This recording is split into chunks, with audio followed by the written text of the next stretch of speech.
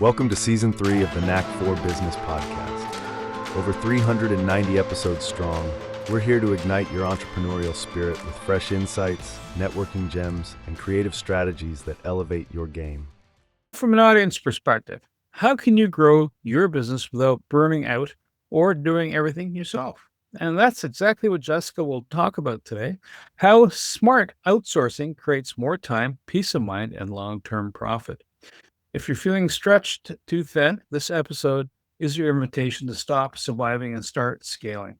Tune in and take in the first steps to getting your life back. Our guest today is Jessica Koch from Jessica Koch Consulting. She's a dynamic force where over 25 years she's helped businesses build authentic relationships that drive real results. With experience working alongside powerhouse sales teams like the one that landed contracts with the Pentagon, Jessica now teaches entrepreneurs and companies how to connect, communicate, and close more business through strategic networking, lead generation, and effective relationship management. Her passion lies in making business personal again, showing clients how to grow not just numbers, but lasting partnerships. Jessica, pleasure to see you again. What's your favorite quote or saying? Well, you know what? I've done large national government contracts, but I'm not sure the Pentagon specifically. I think we have an update in my bio that needs to go out. This is what happens when virtual assistants and AI helps. You finished, you had a five-sided room. I never said it was the U.S. government. Look at this five-sided building. I work there. I'm pretty sure there's a couple five-sided rooms we work with. But I have done a lot of work with the government throughout the country. I actually was asked to sit in on a think tank for some of our country's executive directors for county government heads and other things like that. I have done some big stuff, landed a contract with one of the largest power providers in the world. And one of my favorite quotes is by Jessica Koch. I am the Italian mother of 7. We have 9 children. One of the things I said often as they grow up, and I still say it now is later sooner. So do it now. So now is later sooner because, you want to clean your bedroom. Oh, I'll do it later, Mom. You do your homework? No, I'm going to do that later. Nope, now is later sooner. So do it now. I find that entrepreneurs fight being overwhelmed and worry about being out of control. And I find these two battle with each other. How do you help them outsource without them feeling their hands are on everything? That's where systems come in. One of the very first things I say, everyone should be considering outsourcing as soon as they open their doors. I was 3 months into running my company when I first decided I was going to get some support to do some of the tasks that I knew needed to be done, but also knew that I didn't want to spend my time doing them. Anyone can do that. I had a handful of clients and I didn't want to put my company in the red. I literally looked around. There's something that you're not using, and I put it up on Marketplace for sale. I made almost $1,000 selling stuff that we didn't need. And I put that money aside specifically for my outsourcing team. I began to watch and pay attention before I hired to what tasks they were doing, especially the ones I didn't want to do. Then I got on a nifty platform, maybe even one that starts with a Z that we're using right now to record. I shared my screen and I was already really good at talking to myself. I would do the tasks that I had to do on my daily basis, share the screen and talk myself through the task. I knew very soon I would not be doing that task any longer. And I would have the step-by-step video instruction and a system of exactly how I did it and how I wanted it done. When I was ready to hire and hand it off, there was no question of what I wanted to be done because there was an exact video of how I did it, the exact system, me doing it many times. This is how you have to handle it. Now, it doesn't really work that way if you see this show up. So all of those things began to be outlined. And I would task the VA to not just watch that video with me, then produce for me a checklist, a step-by-step of everything and the exceptions outlined and how to handle them. I would get on the same fancy technology and watch them do a handful of the same tasks so they could ask questions in live time, feel confidence in what they were doing and feel like they were doing it correctly, and giving them that empowerment of having the video, the directions they wrote out and reviewed, and that time with me of monitoring them doing the task gave everyone the confidence that it was being done correctly and that I could let go of whatever that task was. And for me, I was quite happy to let go of it. I know some people are but this is the thing that I do and I need to do it this way. And I don't think anyone else can do it. And I don't have those concerns. I just would like to spend my time kayaking and doing other things that are much more fun to me. Even if it's just playing Yahtzee with my kids. That's what I was up to. We hear a lot about AI and virtual assistants. When are they similar and when are they different? Well, at this point, AI will help you more.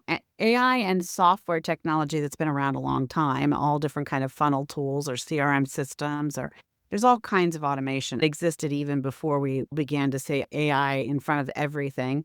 There were a lot of tools built into LinkedIn. I was just doing a class earlier today, and they have a skills section, and they have this handy dandy little tool that you can stick in just one word, and then it will pop up different suggestions around that word for the skills you might have. This is an early example of AI. There was so much AI around us that we weren't realizing. It really all starts with organized systems, the correct software, and a process. There's always going to be a human needed, even if you're building, which we are, building custom AI task agents. These are like the robot version of a virtual assistant. If you imagine, so ChatGPT is you put in an instruction and it spits something out. It's like having 2 or 3 dominoes. You set them up in a row. You type in a prompt and you tell it to do 2 or 3 things. You push the initial prompt and down goes those dominoes, right? When you build a task agent, it's more complex, where this agent can do many things and learn as it goes to achieve a specific task or multiple tasks, right? But it still needs something to trigger the tap of the domino. Well, that can be programmed in too. That could be just it's 6 a.m. again. So 24 hours have passed and it's a time trigger. It could be a time trigger. However, all of these working parts, when the AI task agent is doing different tasks, it's connected to different tools. Again, your CRM system, your social media, your scheduling, whatever it is you're having it do, it's talking to things, your email system, whatever you're instructing it to do. So it has to be synced to those different tools. Well, that sync can break. So every so often, a human being has to look and make sure that the dominoes didn't stop halfway through their sequence, even though they could do this giant room full of dominoes and everything could go down. If one's not close enough to the other one, there's going to be a break in the system. This can still happen with an AI task agent. So someone, a human being, has to go in and take a peek to make sure things are talking to each other. And it can be as simple as, oh, I stopped paying for my social media scheduler by accident because I got a new credit card because the one expired and I didn't realize the payment didn't go through. But guess what? When the payment didn't go through, it stopped being connected to the series and that tool. And so then the AI task agent no longer had access. Sometimes these different social media platforms and even email platforms will reset something or run an update. And so then the tool you built your task agent in can no longer speak to it. So you have to check on it. It needs a little bit of babysitting, but it takes a fraction of the time of a human to go in and check on everything. As it used to be, it was doing everything, right? So you still need your tools, you need your system, your human being overseer. So it's almost like if you had a construction crew, right? You've trained a task agent to be the hands on the ground, the hammer, the nails, the screws, the moving the lumber and everything, but you still need the supervisor to oversee things, make sure everything is functioning and working. What you've just described, though, when someone is reticent to use an AI bot, or do I actually use a human virtual assistant? Is it almost like the imposter syndrome, but in reverse? In other words, I know I can do it. Part one. Part two, how do you tweak it to improve the performance? Because if you've done something 1,000 times, whether you're making food, you've driven to visit someone in a nearby city, assuming they haven't changed the road that much, you already have a sense of this is the pattern of behavior. This is the ideal route to go. This is where I pick up my fuel if I need to reload onboard fuel or stop for a bathroom break, whatever the case may be. How do you then address the issue. If the credit card changes, how do you know? All of a sudden something stops and it goes quirky. How do you get rid of that imposter syndrome in reverse to make it happen?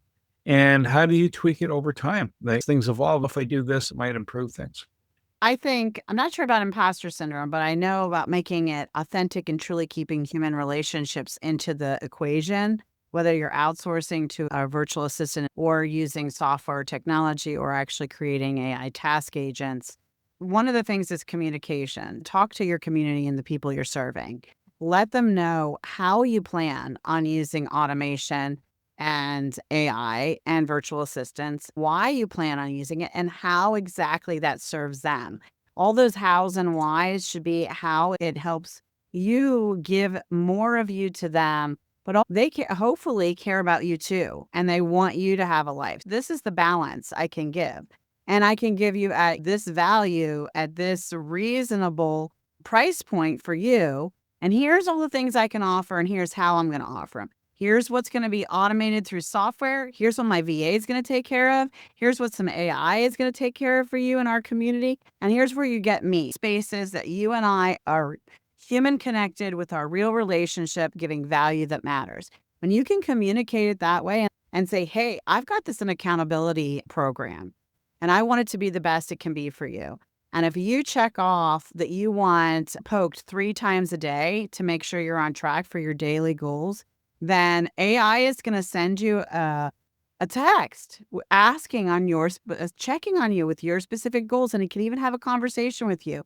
When we meet monthly or weekly for our mastermind group sessions, we can go over your success report, your celebrations, what you liked about that, what you didn't like, and how we can improve it. I'm personally going to cost $5,000 a day to poke you 3 times a day if I'm manually doing that for 500 people. But I can do a really good job at training a system to use my knowledge, experience, and background to support you in that way. I could do it for 500,000 people if that many people wanted my love, care, support, and knowledge that I've gained over 52 years. How do you feel about that? What do you think about that? Does that feel good for you? Is that okay with you? It's all about the communication and how you position what you're using and how you're doing it and how you're showing up with your community. Get them to share with you, when do they really want you? And when is it okay with them to get a newsletter via software automatically, because that's how that works. Or get an automatic response to their email instantly, because that's how it could work. When is that what they want, and when is it not what they want? And then how can you make that work for what you want in your life and in your business? Would you have an AI to check on the AI? Would you have a double overlap? That way you get a quicker flag, or is that being too AI-ish? I think it's a good idea to have the VA oversee the AI and the software and the tools, and then meet weekly or daily or whatever your setup is with you or your management. I have them meet with my management team. I have a system set up so well that I don't have to interview them, write the post, train them, or bring them on. I can get the cream of the crop, the last 3 that make it through all the process. I get to meet them. I get to hear from my management team of why they like them against the other candidates, and then they train them and onboard them. So I could scale to 500 VAs and only have a handful of meetings to make that happen, and not train any of them, and they would all know exactly what to do, because I have a management team that knows exactly what to do. And we have a system for how to onboard them. We have a system for our job posts. We have a group interview process that one of the management team runs. There's an agenda for that. All the candidates have to go through. They have to respond a different way. Certain things get them weeded out, and the management weeds them out, and then they select ones, and then they present them. There's a whole process for everything, and you should have that too. Because when you sell your business is sold, especially if you're doing product and service, and especially in the virtual world and web world and the online world, you're getting sold by your reach, your contacts, your systems, your process. That's what they're buying from you. Your customers already, the followers who are following you already, your social media influence and reach, and your systems and documented processes that are working and driving in proven cash revenue. That's what they're purchasing from you in some cases when they're buying these online service-based coaching or whatever kind of businesses. I've tried VAs and it went badly due to a combination of time changes, where it's 3 a.m. for me when they're at my business, or language skills. Although there are people that say I more speak Wayne than English, but that's beside the point. I'm guessing that you are the glue to connect the owner operator to the VA so that stuff doesn't drop. Is that fair? We have a system for that. I've had a lot of people say to me, oh my gosh, I've had all these nightmare stories about a VA.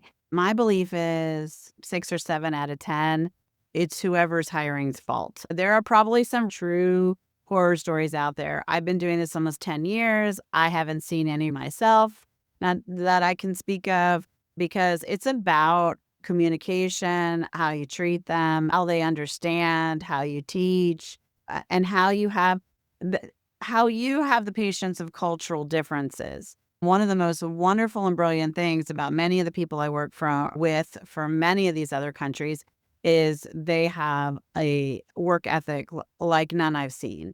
They want more than anything to please the person they're working with or for. And they will sometimes say yes when they aren't 100% sure. It's not because they're trying to be dishonest. It's because they very much want to please you to do the job, which is why building confidence and that process of training I shared with you is so vital. You show them, you have them decipher that with steps, you have them show you, you stay there with them, encouraging them, answering their questions in real time, going through those scenarios and situations as they click and control the mouse to do the different tasks. And then they have something called confidence. They are confident that they're getting it right for you. And then they are able to take initiative, because they won't take initiative or be forward thinking if they don't have confidence. It is our job as leaders and the leaders of our companies, when we bring people in, to build an environment and a structure and a community atmosphere in our company of confidence and support. Not only do my team know that they can come to me with anything, even if they've made a mistake, they also know that they can go to each other and get support from one another. I built a culture and a community of support, a place where they never feel like they're alone. Our clients come in, they get assigned a lead person, and that lead person has a support team. They meet with our client weekly, and we have an agenda for that meeting. It can be as short as 15 minutes. If it's done and follows the agenda correctly, there's a lot of empowerment that you have to give the people that you're working with.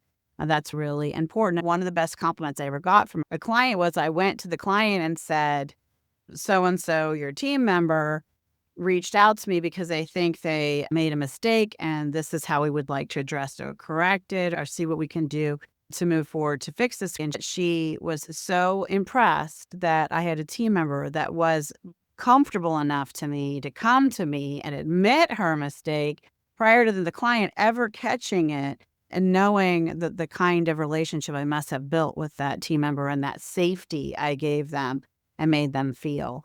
My team knows that we will lovingly relocate a client if we are not the right fit for them, but that I have their back. And they also know the systems and the processes cover their bum, right? We have systems that give status updates and good communication and more than one location are they posted in, and it's repetitive and tracked with software and put in multiple places and done in a systematic way, so that people feel cared for, but we are also caring for our team in that manner as well. If that makes sense.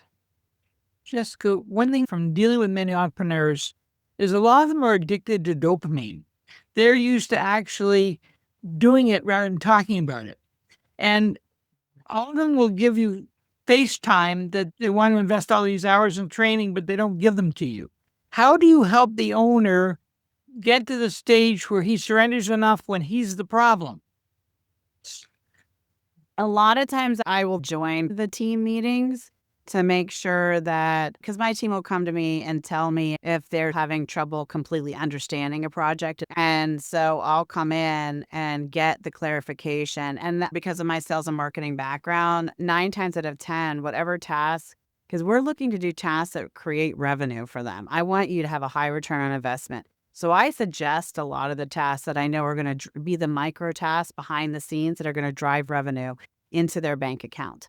And in doing that, it means I typically know how the tasks should be done and how they should be on track with things. In the old days, I used to train personally, but a lot of our management trains personally those specific tasks. It isn't too much of an issue. It only runs to be an issue if it's a really specialty software that we still need to learn because they're using something different than what we've been exposed to, or if it's a special task and that person is having trouble communicating how and what to do. And then again, one of my management team or I will try to get the client to let us do the task in front of them or figure it out together so that we can pass on the directions appropriately. But it doesn't happen as often. I also ask the universe to send me a certain kind of customer, and we're very selective. We've never done a marketing campaign for our VA agency. It's all been, I spoke in the very beginning on a few platforms and then got the launch going. And then almost everything from there has been either speaking or direct introduction from a client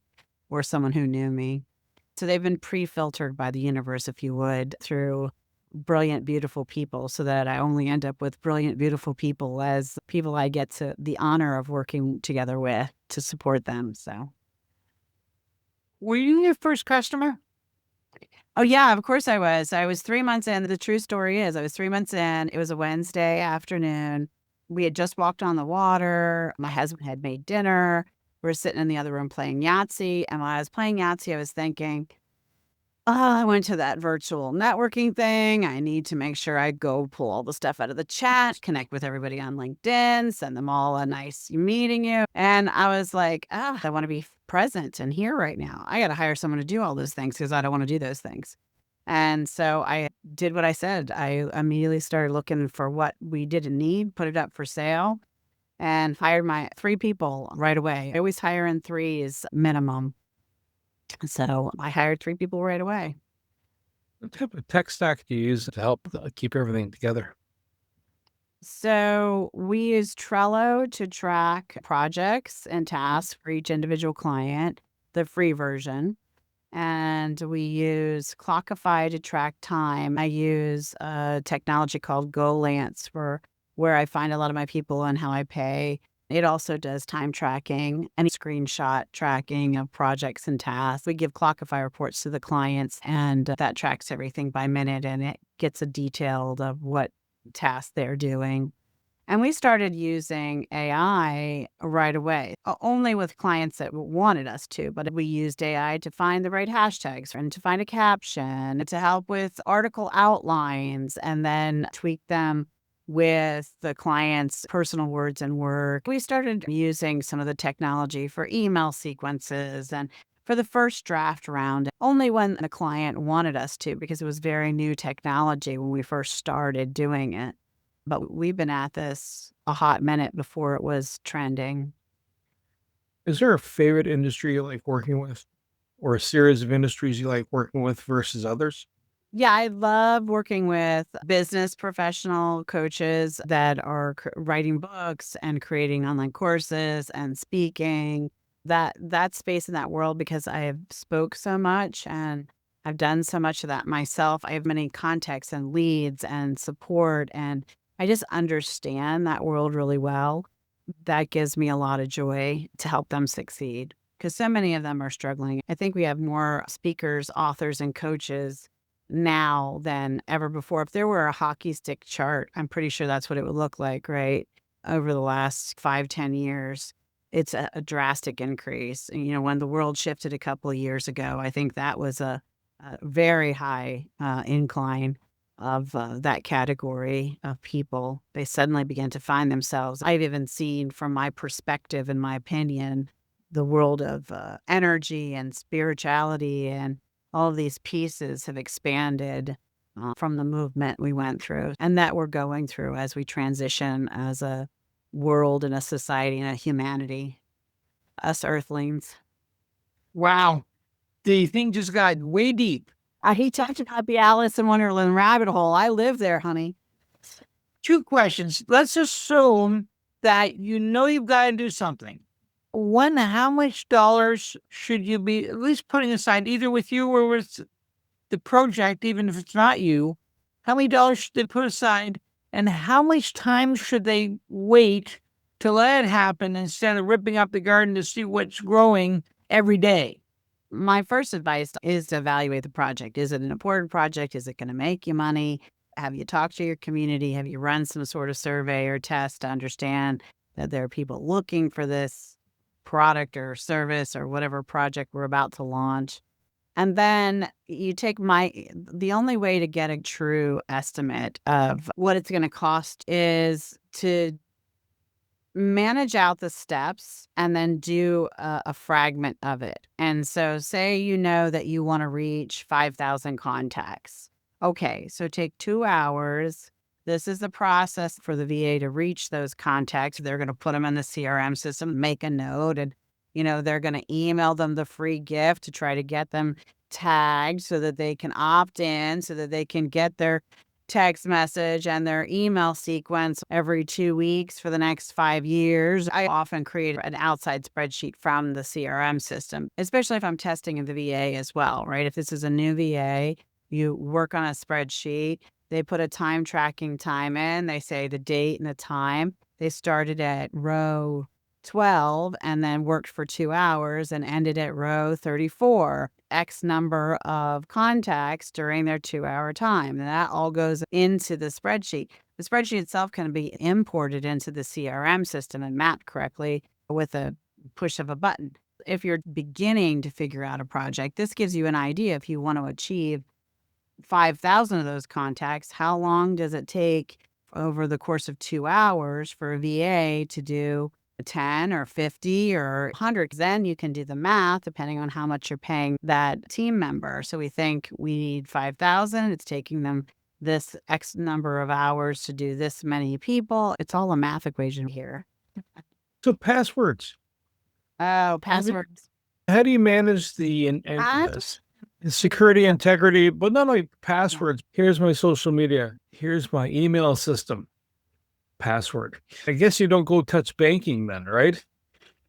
Yeah, some of the team have done invoicing and tagging things in QuickBooks, but not directly into anyone's bank. I don't encourage people to have VAs go directly into your mainline email. If that's where you're going to be able to reset all your passwords, that's not the email your team members should have. They should have a team@waynepratt.com and not info at or admin at. I don't want info@Wayne, just email me, but team@Wayne. Oh, Wayne's team is emailing me. That's a little nicer. But admin or info or whatever doesn't feel personal. You want to make it feel a little personal. That's where they would do reach outs and communication and manage that email pattern for you. Some of my clients use LastPass and give them access through LastPass.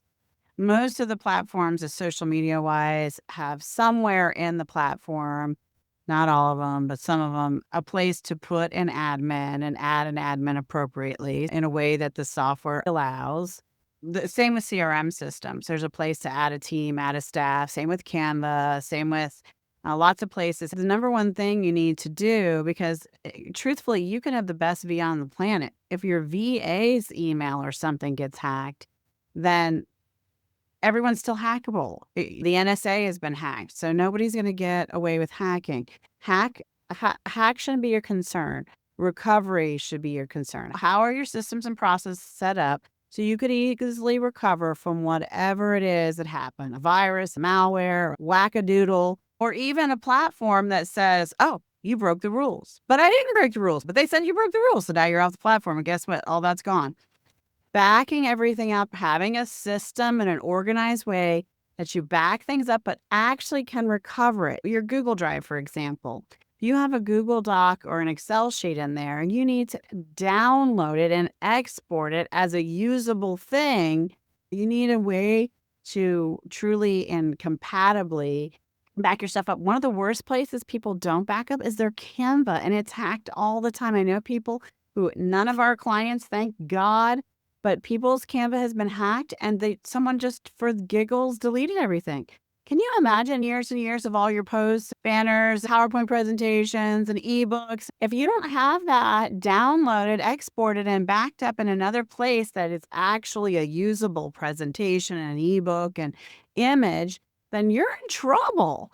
You're not doing it right. Canva cracks me up because there's a very convoluted place for you to ask for that. And then it says, if you don't hear from us in a week, send an email to this email and reach out to us. It's not a great system on their end, in my opinion, for the backup, but you need to get it and you will open it, unzip that folder, put it into another AirDrop, cloud space, external hard drive.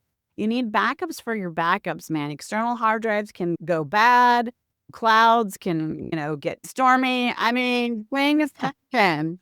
Backup is a real thing. If you can recover all the data from everything you ever posted on LinkedIn, all of your articles, all your contacts, all those contacts information, which you don't even get when you export from them. You have to have either a software scraping tool or a human do it. Then you could recover from losing that account. You can rebuild your website if you have images of every page, the layout, and all the data saved. It can come back to life again very easily. You should also have a hoster that should be backing it up daily, but even that can sometimes, I've experienced malware so bad that even though my host was backing up everything daily, I've had to literally leave the hosting firm because they're infected. And that's true stuff. It happens. I'm not responsible for that entire hosting company. So we're moving everything to a new hosting company, our domains and everything, and completely rebuilding. But we did have all those pieces and images taken. When I handed it over to a company, it was very easy for them to reproduce it. Everything was in a Google Share folder, and they were able to put in the data. So, yeah, passwords and backing up are important. So you've touched on a couple of different things. Social media, the backup platform, LastPass for sharing passwords. When you onboard a client, if I'm starting brand new, I might know about one or two elements. I may know a little bit about them, might not know enough about them.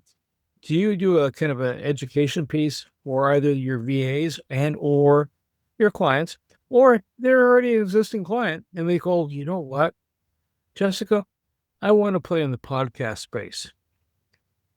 So what do I got to do to make that right? Other than having camera, a speaker, a set of headphones, and a sense of humor, and the ability to gab.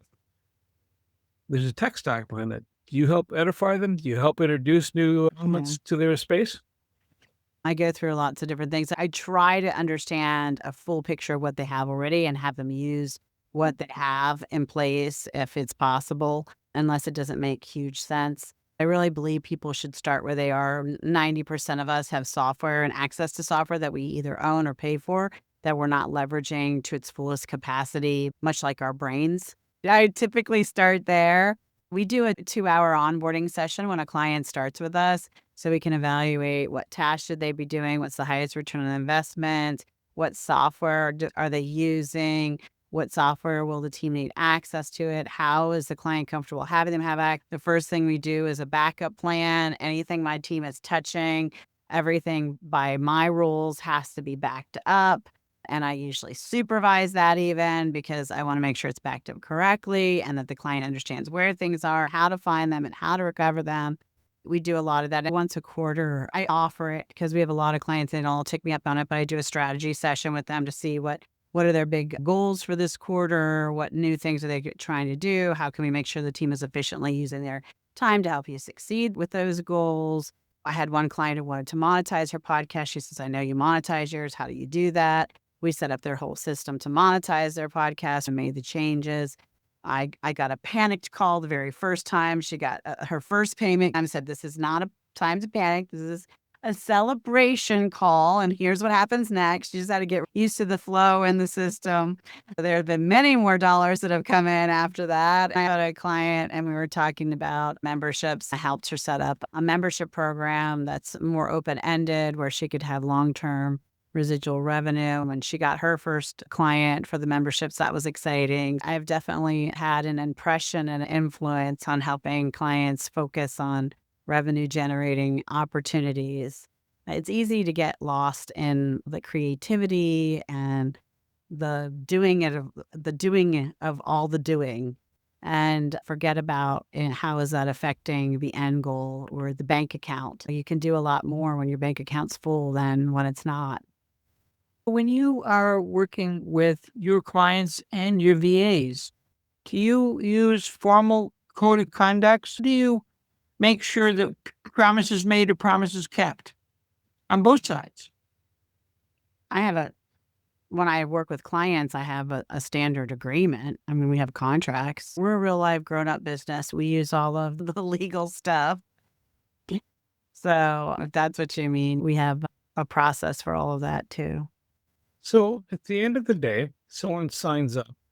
I've got an idea. I've got a business. I've got most of my paperwork all lined up. I have an email, probably a Gmail account or whatever. From that point to, hey, I'm up and running and I'm looking suave. How long does that take typically? Assuming the person has some tech skills, assuming the person has other skills, you don't have to teach them how to network. You mean working with us or as a business on their own? You know, like you take them from, yeah, you're here to you're now spectacular. Well, I think we go along with them on their journey for spectacular. If I'm consulting and their business coach, that's a different service than if we're providing the VA team, and they're getting a lot of me. That's part of that, but it's a bit of a different service if I'm going to Okay. take them through their journey of their entire, you really be involved in their business plan. I just tried to, we just try to be the hands that do their vision in the background with the VA services. But there have been times that I've done more than that as a consultant. If I'm taking you through that journey, I mean, that can take anywhere from 3 months to a year. It depends on where people are, what they're trying to achieve, what their personal goals are. What do they have in place already? Do they have clients? I'll give some free advice and resources to someone who doesn't have clients because they're not ready to pay someone yet. They need to get to a certain point in their goals. At least that's how I ran things. I ran things within the means of what my company could provide and didn't extend that. That meant I needed to have customers I was helping and serving first, and then have budgets for things like business coaches and networking groups that cost money and VAs. I found my budget by selling stuff around the house. If you want something to happen, you can make it happen. But I believe in having a budget first. Someone would be somewhat established before they even started working with me, depending on their big goal for their next step if we were consulting together, of how long that would take for us to do and achieve together. So at the end of the day, because we're coming to the closure here, what would be the telltale signs for someone to go, I'm experiencing the following things, and I have to get a VA or AI bot or reach out to Jessica to help me line up that VA, my bot, and maximize what I got? What are the first telltale signs? I think if they're at a point where they have a few clients, they're making their expenses, and they're beginning to have at least a bit of a cushion they could invest because they're ready to scale. You can only do so much yourself, really, even with your automations. I mean, most of my automations and my software, I understand it enough at a high level, but the team does all the work for it and they set it all up. I have a people who learn all of that and know that. I couldn't be the business owner I am if I had to learn every software that I own and pay for and leverage for automation. There really needs to be a point where you say, okay, I've gone as far as I can with the hours in the day. Now I need to take a little bit of these resources and set it aside and designate it so that I can scale. And the only way to scale is with some help. Even if you use an AI task agent, you're still going to need a small sprinkle of a human being, even if it's only 20 hours a month or something. It doesn't have to be a lot. It's enough to make sure all of that is working and some of the other pieces that have to be done by a human are getting done. So we're on Zoom, which means it could go to the world. But is there a geography that you like to focus on, and how would they get a hold of you if they want to learn more? LinkedIn is a great place to find me. My LinkedIn, I'm pretty easy to find on LinkedIn. And the United States, Canada, much of Europe, really English speaking countries. I have clients all over and work with teammates all over the world. So if they're awake and I'm awake and we both speak English and they have a credit card that pays in US currency and possibly Bitcoin, I might be open for that. So, we're pretty good. I want to say thank you to Jessica, my co-host Wayne, and you, the Knack for Business listeners. At a certain point in time, and have that dawning realization that, yeah, you can do a lot of things. You're not going to be an expert in all things. And sometimes you have to tap into those resources. Even when you are the expert, if you're going to scale, you need that expertise for support. And Jessica learned the value of delegation, both being a mom, managing a sales career, raising her kid. And there's only so much time in the day. You need to keep balance and reach out to Jessica and she'll help you get there. To reach the podcast hosts, email them at info@creativeinsight.com or by the website creativeinsight.com, spelled KREATINIGHT.com. To reach Wayne at his email, waynemotivateyou.ca, that is MOTIVE, the numeral 8 and the letter u.ca, or his website, motivateyou.ca. If you would like to be a guest on this podcast and share your knowledge, let us know. We would also appreciate your feedback on the content or format. Check the show notes for more details.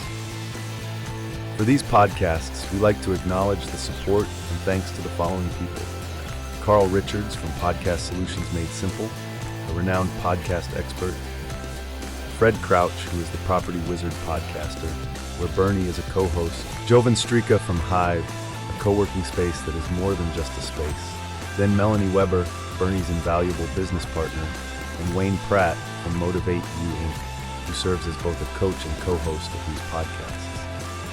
Disclaimer: please note that the Knack for Business podcast episodes are meant solely for educational and general informational purposes. The information and opinions contained within are not intended to be professional advice on any subject matter. The thoughts, views, and opinions expressed by the participants are their own personal beliefs and do not represent the views of the podcast hosts or any affiliated organizations. It is important to note that this podcast is not a replacement for consulting with certified experts in your area who possess knowledge of your unique situation. The hosts of the podcast, along with any participants or affiliated groups, do not take responsibility for any actions taken or not taken based on the information presented in this episode.